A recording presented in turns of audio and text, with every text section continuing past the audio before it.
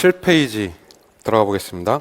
타이틀 5번이 토지 특성인데, 책에 보시면 토지 특성은 카테고리가 두 가지가 있어요. 자연적과 인문적. 자연적 특성을 배우실 겁니다. 자연적 특성은 땅이 타고나는 선천적이고 변하지 않는 성격이에요. 우리가 손가락 5개 가지고 태어났듯이 땅도 갖고 태어나는 특징들이 있거든요. 4대 특징 그러면 부동, 부증, 영속, 개별입니다. 이게 빅4라고 보시면 됩니다. 여기서 시험 문제가 거의 90% 이상 나와요. 부동, 부증, 영속, 개별. 저는 이 4개 중에서도 부증성이 가장 중요하다고 생각합니다. 부증성, 요거 가장 공부 잘 하셔야 되고요. 인문적 특성은 인간이 개입되는 특성이거든요. 그러니까 사람이 땅을 쓰면서 생겨나는 후천적인 특징인데, 그러니까 뭐 용도라는 말이 나오죠. 용도. 사람이 활용을 하는 느낌. 병합, 분할 이런 것도 다 사람이 하는 거거든요. 그래서 2번의 인문적은 인간이 개입되는 특성이고, 1번의 자연적은 선천적인 특성이다. 그 중에 1번 타자가 누구예요? 책에 보시면 부동성이고, 아래쪽 2번이 부증성에 큼지막하게 별표 하나 할까요? 부증성 진짜 중요하거든. 오른쪽에 3번에 영속성, 4번에 이렇게 4개만 1, 2월 달에 수업을 하겠습니다. 시험 문제는 어떻게 나올까? 먼저 알고 공부하시는 게 좋을 것 같아. 시험 문제는 여러분 익힘장 보시면 돼요. 우리 아까 시작할 때 한번 살짝 워밍업으로 해봤는데, 뭐는 뭐다, 임장은 뭐다, 집약화는 뭐다, 이렇게 특성이 4개가 빅4라고 했잖아요. 그럼 이 4가지 특성에 딸려있는 다양한 파생 특징들이 있는데, 그걸 키워드로 연결을 좀 할 줄 알아야 됩니다. 부동성이 무슨 뜻입니까가 나오지가 않고요. 임장 활동을 해야 되는 이유는 부동성 때문이다, 이렇게 시험에 나옵니다. 그래서 지금 제 수업 들으실 때도 그 키워드 단어에 집중을 좀 해주시면 좋지 않을까. 제가 여러분 보시기 편하게 책으로 돌아와 보실래요? 키워드에 굵게 해놨거든요. 단어 잘 따라오시면서 끄떡끄떡 하시면 되겠습니다. 자, 부동성 들어가 볼게요. 이름 자체가 부동이니까 움직이지 않고 토지는 뭐 하고 있다? 고정돼 있다. 그러니까 물리적으로 이동이 불가합니다. 뭐 이런 게 부동성이에요. 근데 부동성 때문에 생기는 부동산 활동의 특징이 크게 5가지 정도 이렇게 이제 생기죠. 기본적으로 토지가 고정돼 있기 때문에 이 땅값에 영향을 주는 건 뭐냐면, 주변에 뭐가 생기냐가 되게 중요한 거예요. 주변에 공원이 생기면 플러스, 공장이 생기면 마이너스. 주변 환경에 따라 땅값이 왔다 갔다 하겠죠? 합쳐서 무슨 효과? 외부 효과. 외부 효과는 플러스 효과와 마이너스 효과가 있습니다. 그래서 외부 효과 나오면 엄마가 누구? 부동성. 이렇게 외우셔야 돼. 외부 효과는 왜 생긴다? 고정돼 있기 때문에 생깁니다. 두 번째, 이게 서울이라고 따지면 땅이 서울에 고정돼 있는 거잖아요. 그럼 이 땅은 평생 부산으로 갈 일은 없죠. 평생 서울에서 사는 거야. 그러면 서울이라는 지역색을 갖추게 된다고, 땅이. 마치 부산에 살면 부산 사투리 쓰듯이. 그렇게 땅이 지역적 바운더리를 갖는 걸 국한된 지역시장이라고 부릅니다. 자, 2번 무슨 단어? 국지화. 국한된 지역시장. 고정돼 있는 거야. 국지화. 아울러 이 땅이 만약에 성남에 있다고 쳐볼까? 그럼 성남에 있는 땅은 성남에서 평생을 살죠. 그래서 뭘 할 수 있냐면, 성남시는 이 땅을 통해 재산세를 징수할 수가 있게 됩니다.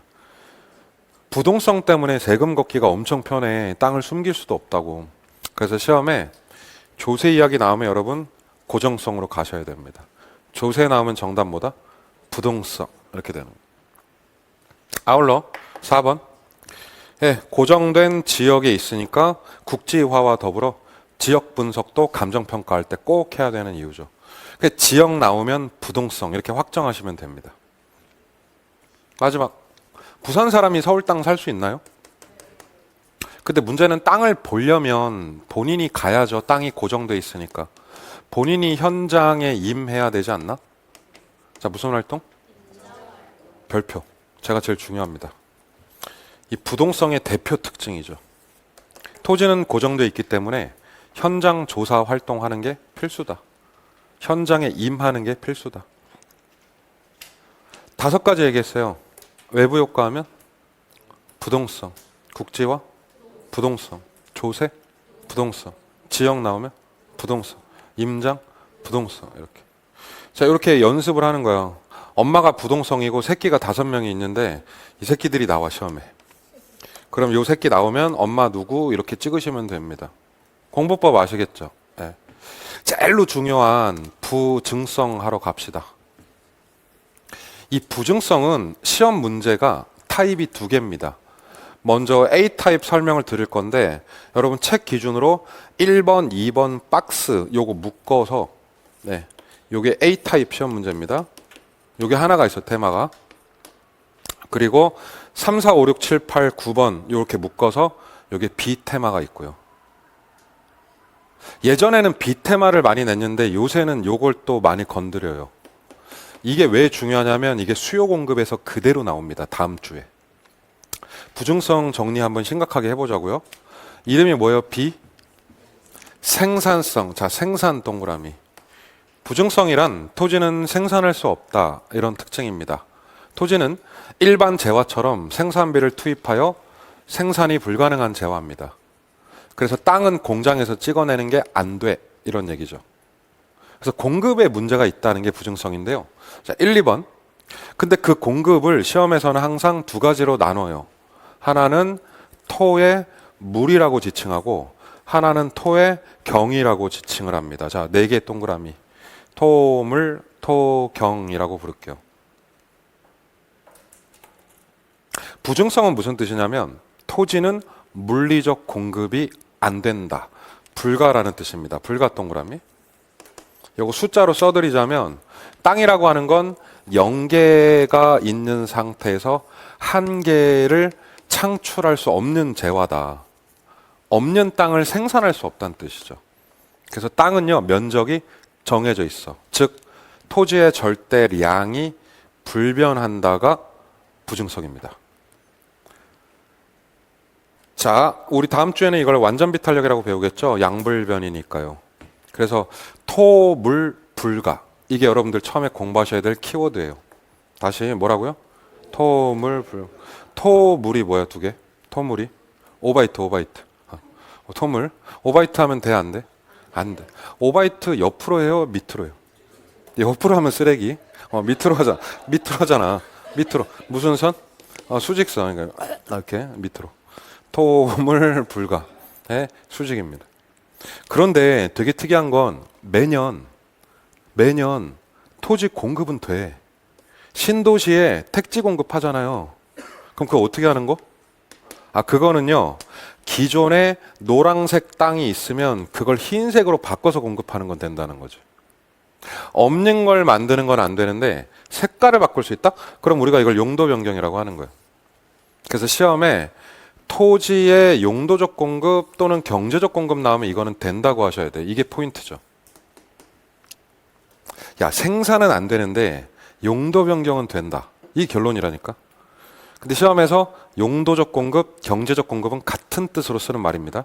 그래서 2개 단어 똑같다는 거 아셔야 되고 토, 경은 가능하다, 불가하다? 가능해. 개간 가능해요? 매립, 간척 가능합니까? 개매 가능해요. 그래서 이걸 경제적 공급이라고 하죠. 그러니까 이 A타입을 공부할 때는 박스에 제가 모셔놨는데 박스로 들어와 보시면 박스 첫 번째 토, 물, 불가는 미친 듯이 외워야 되는 거예요. 이게 핵심인 거예요. 그리고 편하게 외우시려면 그거 외에는 된다. 이렇게 외우셔도 돼. 토지의 경제적 공급 돼요, 안 돼요? 돼요. 토지의 용도적 공급 돼요. 안 되는 걸 하나를 외우라니까. 토에 뭐가 안 된다? 물리적 공급이 안 됩니다. 이거 아주 민감하게 외우셔야 됩니다. 이해되죠, 그렇죠? 자, 근데 아무리 용도 변경이 된다 한들 이 용도 변경하는 게 쉬워요, 어려워요? 어렵다에서 3번 동그라미가 시작됩니다. 공급이 원활하게 되는 거 안 되는 거? 안 되는 거 3번. 충분하다, 부족하다. 부족 동그라미. 공급이 어렵다는 걸 전문용어로 비탄력적이라고 얘기를 합니다. 그럼 땅은 모질라는 거예요? 충분한 거예요? 모질라니까 흔하다, 귀하다? 4번 부증성 때문에 토지에 희소성이 생겨요. 그리고 이렇게 부족하고 귀해지면 값어치가 생기게 됩니다. 5번 지대나 지가의 개념이 생기고 그 땅값이 더럽게 비쌉니다. 이걸 지가고라고 합니다. 땅값이 매우 비싸다 이런 뜻이에요. 근데 워낙에 필수제니까 토지는 부족하고 귀할수록 오히려 더 6번 갖고 싶지 않을까? 부증성은 뭘 만든다? 소유 욕망을 만들어내요. 근데 갖기는 쉽다 어렵다? 그러면 경쟁을 해야겠지. 7번 부증성은 수요자 경쟁을 심화시킵니다. 그래서 이 경쟁을 통해 갖게 된 땅을, 정말 귀한 금쪽 같은 땅을 사람들이 되게 잘 쓰고 열심히 쓰지 않겠어요? 잘 쓰는 것에 대한 고민을 뭐라고 부른다? 유효용. 열심히 쓴다는 걸 집약화라고 부르게 되는 거죠. 삼성동 코엑스 옆에 땅을 50평을 누가 줘 나를. 너무 생각만 해도 좋지 않아요? 그러니까 상상의 임신 같은 느낌. 그럼 그 땅이 생기면 거기다 뭐 하지? 마치 로또 1등 당첨되면 뭐 하지? 이렇게 고민하는 것처럼. 로또 1등 당첨되면 뭐 하지? 이런 고민이 최유효 이용이란 뜻이에요. 가장 베스트 용도로 활용하는 고민을 하게 된다는 얘기. 그럼 그 땅 대충 쓰겠어요? 열심히 쓰겠어요? 한 평까지 열심히 쓸 거 아니야. 그게 뭐다? 집약화. 땅을 왜 이렇게 열심히 쓸까? 모자라서 그래요. 비싸서 그래요.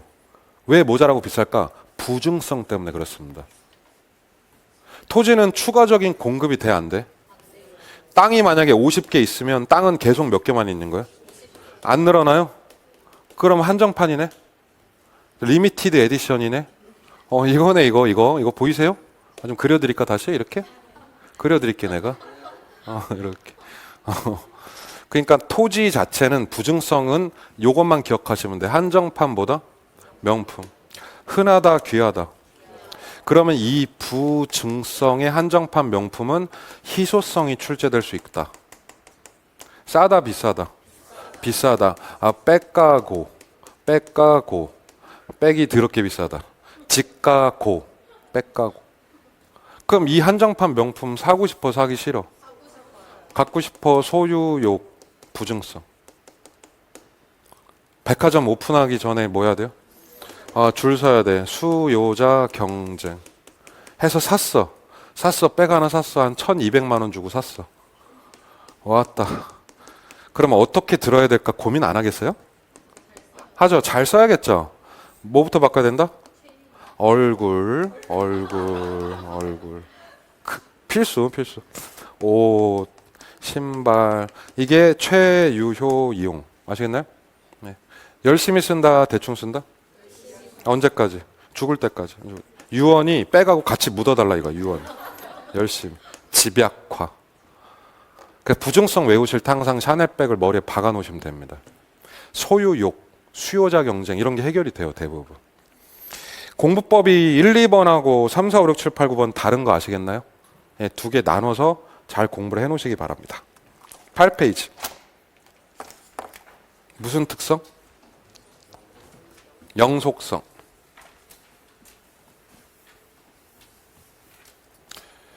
이름이 영속이잖아요. 영속.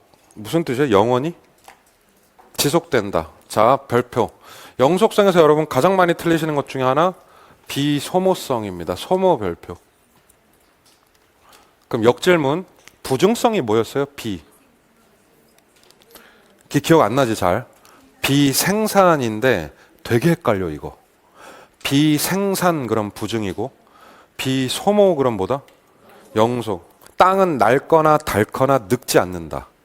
토지는 영원 불멸이죠. 그래서 여러분 토지에는 영속성이란 말을 명백히 쓰는데요. 제가 책에 적어놨지만 주택은 감가가 되긴 해. 주택은 영원하진 않아. 대신에 감가가 더딘 편이어서 주택을 묘사할 땐 내구성이란 말을 쓴다고. 납득되죠, 이 말도? 주택은 오래오래 쓴다. 20, 30년 이렇게. 그러면 토지랑 주택이랑 더하면 부동산이란 뜻인데 그럼 이 계산 문제를 풀잖아요? 그럼 영속성과 내구성을 합치면 부동산은 장기성이 있다. 이런 결론에 도달합니다. 그래서 영속성에 제가 보는 핵심 키워드는 바로 저 두 글자예요. 장기. 지문에 장기가 나와 장래가 나와 미래 얘기가 나와. 그럼 다 뭐다? 영속성. 이거 외우시는 게 좋을 것 같아. 합쳐서 장미라고 부를게요. 장기와 미래. 장미의 영속성. 그러면은 우리 책에 보면은 3번, 4번, 5번 보세요. 밑에. 3번 뭐로 시작해? 4번, 5번. 그럼 디테일한 거 일단 빼고 우리 1, 2월 달에는 3, 4, 5번은 보자마자 영속성인 것 좀 외우셨으면 좋겠어. 장기, 장래, 미래. 이게 문제 풀 때 대박입니다. 정말 중요합니다. 장기, 장래, 미래죠. 토지는 감가 없는 거 이해하셨음?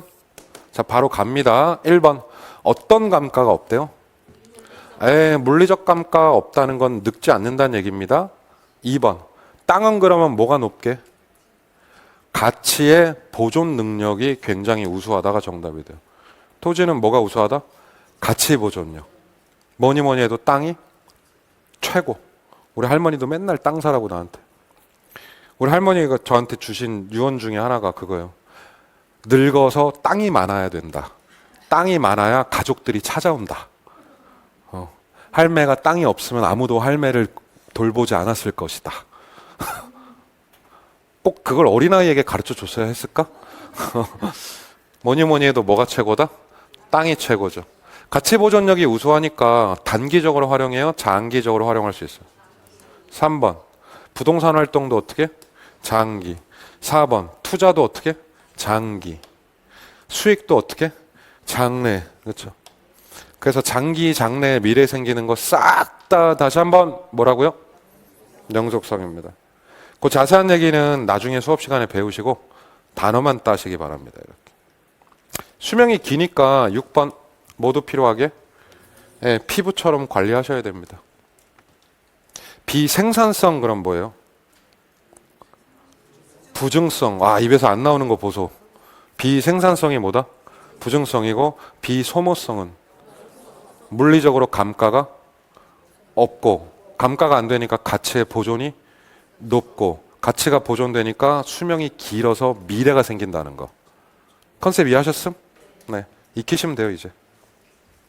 네 번째 무슨 특성? 개별성. 별표. 역시나 얘도 가장 많이 틀리시죠 여러분들. 토지는 물리적으로 대체할 수 없다. 칠판 지우개 2개 있습니다. 비슷하게 생겼죠? 얘 사러 갔는데 요거 빠개져 있으면 이거 놓고 얘 사도 돼, 안 돼요? 사러 갔을 때 가능하죠? 이걸 뭐라고 할까요? 이거 놓고 이거 가져오는 걸? 이걸 물리적 대체라고 부릅니다. A라는 물건을 물리적으로 B로 바꾸는 거죠. 근데 토지는 이게 안 돼. 이게 17번지 땅인데 뷰가 안 좋다고 18번지를 가져올 수가? 왜냐하면 땅은 고유의 주소와 지번이 있으니까. 되게 간단해요. 개념은. 모두 달라서 이질적이라는 특징이에요. 대체가 불가해요. 자, 책에 보시면 계약적, 법률적 대체가 불가능해. 207호랑 계약했으면 208호를 들고 오면 안 돼. 그래서 모든 재화는 같다 다르다? 아파트도 그래. 207호, 208호, 209호. 그나마 신규 주택은 비슷해도 중고주택 같은 거 거래할 때는 이게 5억이면 얘네가 5억이란 보장이 없어. 그러니까 물건이 하나더라도 가격이 하나만 생기지 않는다. 2번. 개별성에서 가장 많이 나오는 건 일물일가가 성립하지 않는다는 것. 하나의 물건에 하나의 가격만 있지 않는다는 거죠. 우리나라에 일물일가 성립하는 게 사실 거의 없는데 담배? 제주도에서 사도 4,500원, 서울에서 사도 4,500원. 지역마다 담배 가격이 다르진 않잖아요. 근데 아파트 가격은 싹 다 어때요? 다르죠. 개별성. 모두 다 다르면 어떤 문제가 있냐? 3번. 표준화가 어려워. 그래서 표준화 시킬 수도 없고 표준화된 시스템으로 유통도 불가능합니다. 비조직화라고 하는데요. 그래서 부동산 거래는 무조건 다이다이 1대1로 일어나게 됩니다. 자, 2개 얘기했어요. 일물일가 X, 표준화 어렵다. 2개 반드시 기억하시기 바랍니다. 그리고 감정평가에서는 개별 분석 얘기 나올 수도 있겠지. 요 정도? 요 정도 여러분 개별성 정리하시면 충분하다. 4대 특징 4개가 뭐였어요? 부동, 부증, 영속, 개별, 익힘장 하겠습니다. 5번 토지 특성. 자, 칠판 시작합니다. 5번 토지의 특성입니다.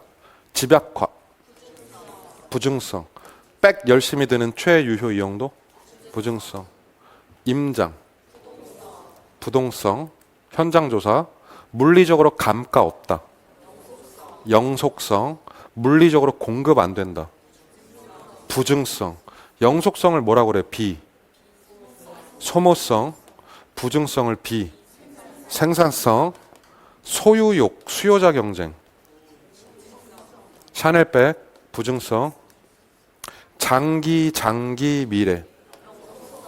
그러니까 익힘장 할 때 요 글자들이 안 보였으면 하는 바람이 있다. 장기 미래. 장기 미래보다 영속성, 국제화, 지역 분석, 부동성, 조세, 고정돼서 세금, 일물일가 X 대체 제약, 개별성. 대체 나오면 뭐라고요? 개별성. 그렇죠. 요것도 반복하십시오. 제가 4분 안에 익힘장 해야 된다고 그랬잖아요. 그게 이 속도예요. 다시 한번. 집약화, 부증성, 임장, 부동성, 감가 없다, 영속성, 소유욕, 부증성, 장기, 영속성. 요 속도 해야 4분 안에 할 수 있어요. 그러니까 끝은 없어요. 익힘장 요거 몇 번 해야 돼요? 내 삶이 끝날 때까지. 계속 해놓고 이거를 싹 다 외워놓으면 7월 달에 문제 풀 때 그야말로 진짜 답이 벌떡벌떡 일어납니다. 덕수쌤의 벌떡벌떡 이론 아시죠? 벌떡벌떡 하려면 뭐 해야 돼 먼저? 외워야 돼. 안 외우면 안 일어나. 다 자고 있잖아요, 지문 안에서. 그래서 그 동그라미건 뭐든 나발이든 다 키워드는 외워야 일어나요, 그게. 깨우셔야 됩니다. 자, 총론을 끝내고 9페이지. 6번 경제론 시작을 하도록 하겠습니다. 이 자리에 혹시 11월, 12월 달 인문 강의 안 들으신 분들이 있으면 다음 주까지 경제론은 듣고 오십시오. 미션. 다른 파트는 모르겠는데 이 파트만 유일하게 11월 달 거 안 들으면 조금 데미지가 있긴 해요. 그래서 수업 들었으면 그냥 오세요. 수업 들으셨으면 그냥 익힘장 한번 하고 오시든가 그냥 오세요. 왜냐면 그 수공 그것 때문에 그래. 그래서 인문 강의는 경제론만 챙겨 듣고 다음 주 수업 들으면 날아다닐 수 있습니다. 아시겠죠? 네, 꼭 부탁드리고 오늘 하는 내용은 11월 달 거 안 들었어도 아무 상관없는 내용만 할 겁니다. 9페이지에서 테마 6번 수요와 공급의 기본 용어들 정리, 수요 법칙, 공급 법칙, 그리고 곡선 뭐 이런 얘기들 좀 이어서 해보겠습니다. 자, 타이틀 여러분 1번이에요. 1번. 용어 정리 좀 해볼게요. 기본적으로 1, 2번이 비슷해. 1번은 수요와 공급이고 2번은 수요량과 공급량입니다. 수요나 공급은 공통적으로 욕망이란 뜻이에요. 이게 구매 욕구와 판매 욕구다. 수요는 한 글자로 D라고 표현합니다. 디맨드. 공급은 한 글자로 S. 이것 좀 익혀놓으시죠. 수요는 뭐다? D. 공급은 S 이렇게 돼요. 근데 수요량, 공급량 이렇게 양이 붙잖아요. 이 양은 영어로 quantity라고 하는데 이 양을 Q라고 불러 이렇게. 그래서 QD 그럼 뭐예요? 수요량, QS 그러면 공급량인데 이 양은 반드시 특정 가격이 제시가 됩니다. 가격이 100원이라면 이렇게 가격이 제시가 되는 게 수량의 개념이에요. 100원이라면 너 몇 개 살 수 있냐, 너 몇 개 팔 수 있냐라는 수량적 개념이죠. 그래서 가격에 동그라미 쳐놓으시면 돼요. 자, 핵심 시험 문제 나옵니다. 이제 3, 4, 5번. 부동산의 수요는 세 가지의 특징이 있는데, 자, 일단 따보면 첫 번째가 사전적이다. 최근에 나왔고, 두 번째가 유효 수요여야 된다. 세 번째가 유량적 성격이 강하다. 이렇게 얘기합니다. 사전적이란 말은 뭐냐면요, 몇 개를 샀다는 뜻이 아니에요. 가격이 100원이라면 몇 개를 살 예정인가. 그래서 사후적 그러면 틀려요. 최근 시험에는 이게 나왔어. 실제로 구매한 양이다. OX. 그럼 뭐라고 해석해야 돼? 그게 아니면? 하고자 하는, 이게 포인트죠. 사전적.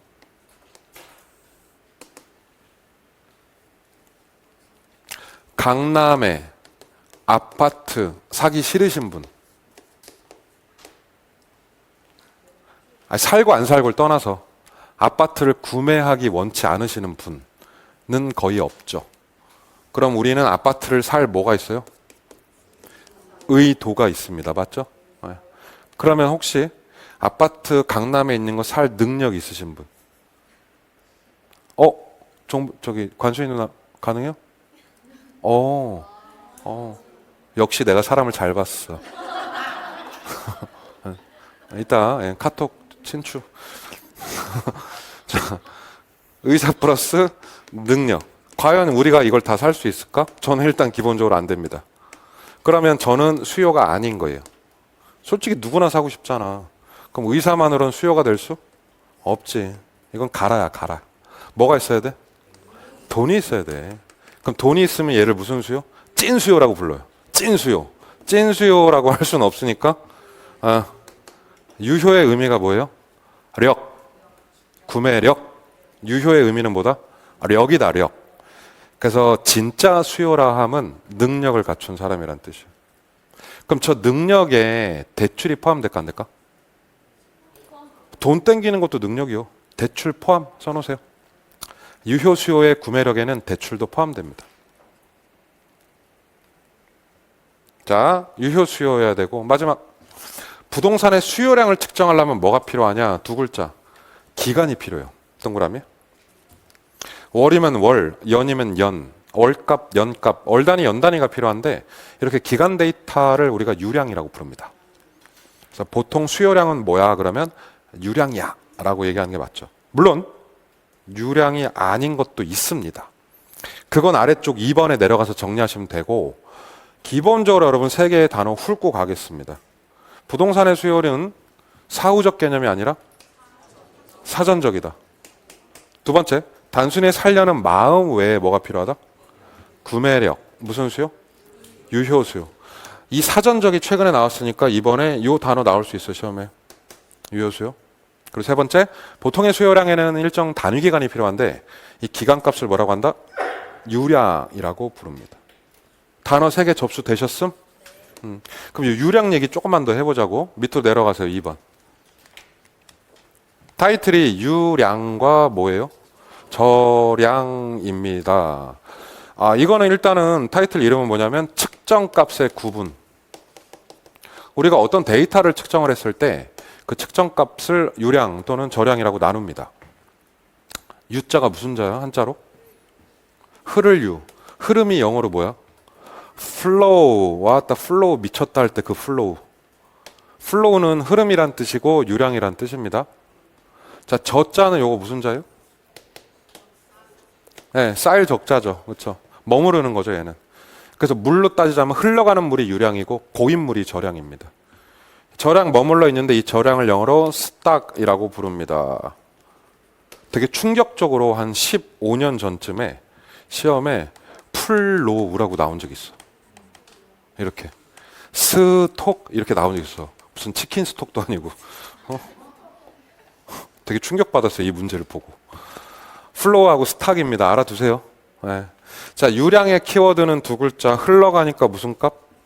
기간값. 저량은 머물러 있으니까 점액값이다. 고인물이다.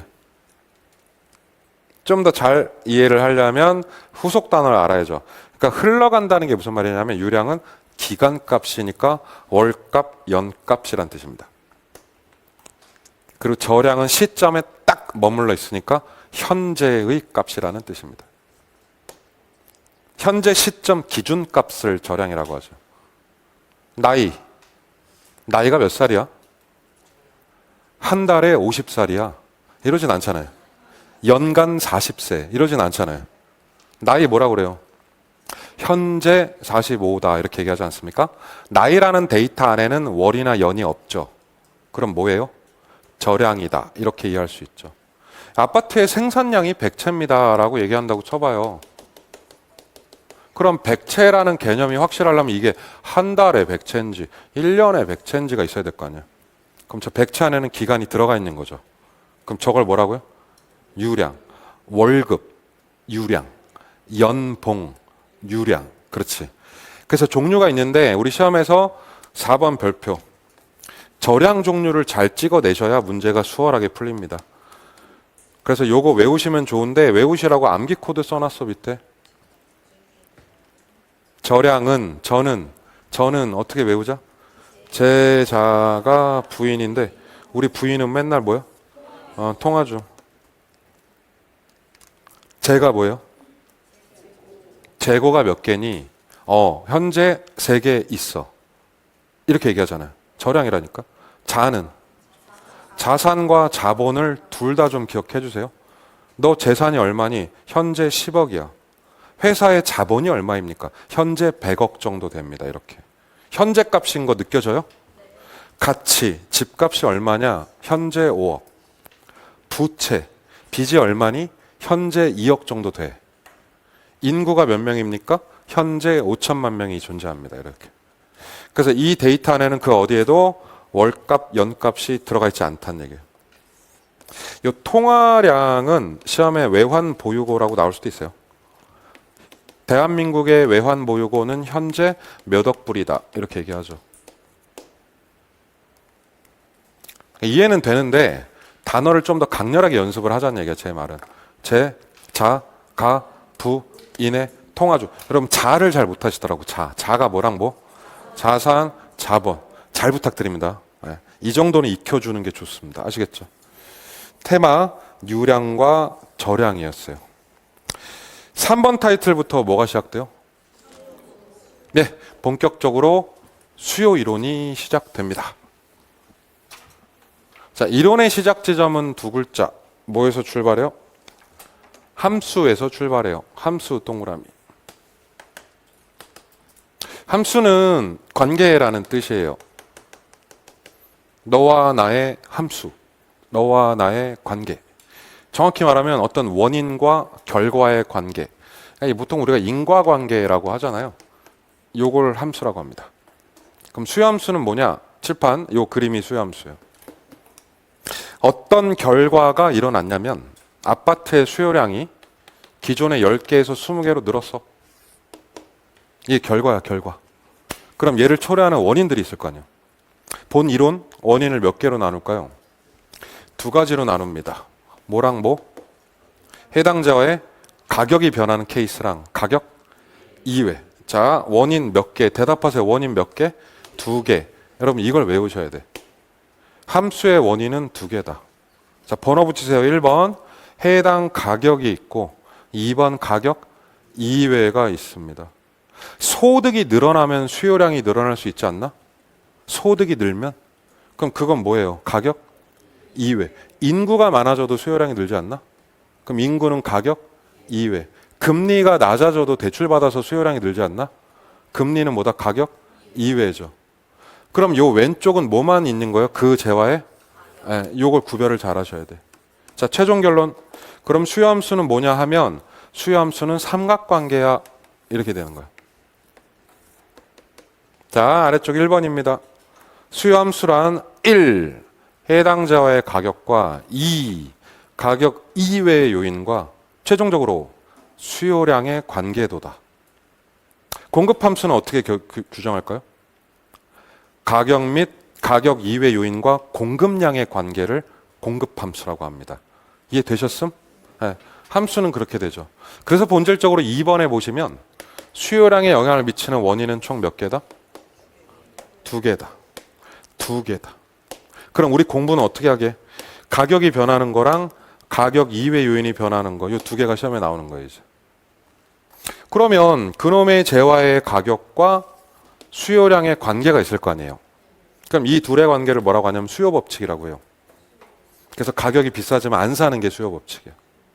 그리고 가격과 양의 관계를 그림으로 그리면 얘를 수요곡선이라고 해요. 오른쪽 4번 타이틀이 여러분 바로 그러한 부분입니다. 4번 타이틀에 법칙과 곡선 보이심? 무슨 법칙 나와요 처음에?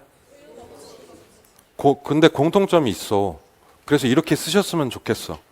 4라는 타이틀 왼쪽에다가 얘는 해당 재화의 가격 스토리다. 가격이 영어로 뭐예요? P라고 할게 이제부터. 양은 Q라고 할게. P는 뭐고? 가격. Q는? Q가 잘 기억 안 나면 이렇게 외우시면 돼. 양 이렇게. 코털이라고 생각해. 그냥 코털. 양 이렇게. P, Q 익숙해지세요. 네. P랑 Q의 관계를 수요 법칙이라고 해요. 쌀 때 사요? 비쌀 때 사요? 비싸면 산다 안 산다? 자, 지금부터는 플러스랑 마이너스만 하겠습니다. 가격이 플러스 되면 수요량은 마이너스. 감소 대신에 마이너스 쓰겠습니다. 플러스 하면은 수요량은 어떻게? 마이너스고, 가격이 마이너스 되면 수요량은 플러스. 같은 방향, 반대 방향. 정비례, 반비례. 네. 그래서 시험에 나올 때 가격과 수요량의 반비례 관계를 수요 법칙이라고 한다. 이렇게 얘기합니다. 뭐 외울 게 없이 상식이죠. 근데 공급 법칙은 왜 이렇게 틀리시는지 모르겠어. 맨날 별표. 쌀 때 팔아요? 비쌀 때 팔아요? 아니 본인 집 팔 때. 비쌀 때, 주식 팔 때. 그렇잖아요. 상식적이잖아요. 가격이 플러스 되면 공급 물량도 플러스. 가격이 마이너스 되면 공급 물량도 마이너스. 무슨 비례? 반비례에 그럼 무슨 법칙? 수요 법칙. 정비례에 그러면 공급 법칙. 가격이 상승하면 공급량이 어떻게 돼요? 근데 이게 잘 안 되세요. 문제 풀 때는 이거는 그냥 기본값이에요. 가격이 상승할 때 공급량을 가만히 있어 보자 이러면 안 돼. 큰일 나 진짜. 그러니까 빡 하고 나와야 돼. 가격이 비싸지면요, 여러분. 가격이 비싸지면 사는 사람들은 없어지고 판매자만 많아집니다. 그럼 이 결론이 뭐냐면 가격이 오르면 초과 공급이 일어납니다. 공급이 많아져. 더불어 가격이 싸지잖아요. 싸지면은 사는 사람은 개떼같이 많아지는데 안 팔아 잘. 그럼 싸지면은 뭐가 일어나게 초과? 수요가 일어납니다. 이게 다음 주 수업이에요. 가격이 비싸지면 뭐가 일어난다? 초과? 공급. 가격이 하락하면 초과? 수요. 비싸지면은 판매자가 많아지고 싸지면은 구매자가 많아진다. 아시겠죠? 법칙 잘 이해하셔야 되고 이 법칙으로 그림을 그린 게 곡선 아래쪽. 곡선은 세로축과 가로축의 구성도가 굉장히 중요합니다. 칠판. 세로축에는 언제나 가격을 넣습니다. 가로축에는 양을 넣죠. 그래서 어떤 표현이 나오냐면 상하라는 표현이 나옵니다. 상하라는 표현이 나오고요. 또 하나 좌우라는 표현이 나옵니다. 이게 굉장히 중요해요. 자, 상하. 상하 할 때는 무조건 무슨 얘기만 하는 거다? 가격. 가격이 오르고 가격이 내린다. 좌우. 좌측이면 양감소, 우측이면 양증가. 해보세요. 아래로 간다 무슨 뜻이에요? 가격 하락. 위로 간다. 가격 상승. 좌측으로 간다. 양감소. 우측으로 간다. 그렇죠. 그렇게 되는 겁니다. 그래서 위아래 좌우 연습 확실히 하시고 가격이 1일 때 비싸요. 사람들이 10개밖에 안 사 이렇게. 근데 가격이 밑으로 떨어져 2번으로. 그럼 싸지면은 사람들이 많이 사거든요. 그래서 2배 넘게 20개 딱 산다고 쳐봐요. 그럼 이 1일 때랑 2일 때 2포인트 잡고 얘를 선으로 연결하면 이게 무슨 곡선? 자, 책에 보시죠. 1일 때 몇 개? 10개. 2가 되면 20개. 그림 그리면 오른쪽 아래로 내려가지 않나요? 세 글자로 아래쪽 뭐라고 한다? 우 동그라미, 하 동그라미 해보세요. 그럼 내 지금 이거 가르쳐 드렸거든요. 우하라는 말을. 우가 뭐예요? 아니요. 물론 오른쪽입니다. 근데 그 숨겨진 뜻이 뭐냐고요? 양증가라는 얘기야. 하는 가격 하락이라는 얘기고. 그러니까 우하라는 말은 뭐냐? 가격과 양이 서로 반비례한다는 뜻입니다. 반비례한다는 걸 그림으로 우하 이렇게 표현하는 거예요. 그럼 공급 법칙은 정비례라면서. 그럼 어떻게 가겠어요, 선이? 플러스 플러스로 가지 않겠어요? 그렇죠? 가격이 1일 때 10개, 2가 되니까 20개. 그래서 정비례하면 무슨 선? 우상이 됩니다. 우하향은 반비례란 뜻이고 우상향은 정비례란 뜻이다. 수요 곡선 그리세요. 그럼 어떻게? 오른쪽 아래로 내려 그리시면 되고 공급 곡선 오른쪽 위로 치고 올라가면 되고 그렇게 되는 거죠. 곡선 자체는 되게 프리하게 그리셔야 되는데 저희가 계속 강조드리고 싶은 건 세로축이 가격이고 가로축이 양이다. 이게 여러분 탄력성에서 가장 핵심입니다. 그래서 선이 서 있잖아요. 그럼 위아래 가격이 많이 변하고 선이 눕잖아 이렇게. 그럼 좌우에 뭐가 많이 변해?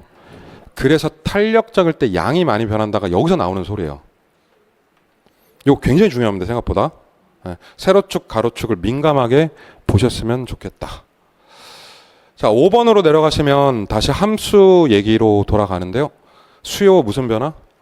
량의 변화와 수요의 변화가 나옵니다. 거기다 수요함수라고 다시 쓰시고 얘는 마지막으로 조금만 끊었다가 하겠습니다. 네.